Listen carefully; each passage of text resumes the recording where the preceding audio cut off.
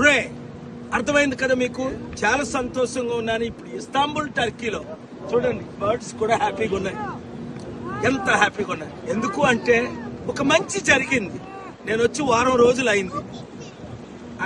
అందరితో చర్చలు జరిపాము. అటువైపు గవర్నమెంట్ తో మీరు అంబాసిడర్ నాతో కూర్చొని మాట్లాడడం కూడా మీరు చూశారు.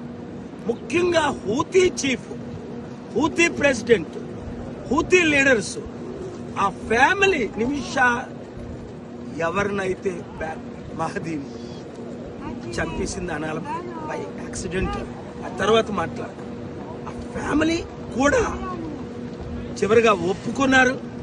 మీ అందరూ ప్రార్థనల వల్ల అతి త్వరలో నిమిషా ప్రియ ఇంటికి రావాలని, అందుకే అన్ని పనులు మానుకొని ఇక్కడే ఉన్నాను. మీరు చాలా మంది కామెంట్స్ పెట్టారు. మోదీ గారు ట్వీట్ చేసినా చీకపోయినా, జయశంకర్ సపోర్ట్ చేసినా చేయకపోయినా మేము ఉన్నాం సార్, మీతో మేము ఉన్నాం. నిమిషా ప్రియాని మీరు రిలీజ్ చేసిన దాకా రావద్దు అన్నారు. అదే 7 రోజులైంది వచ్చి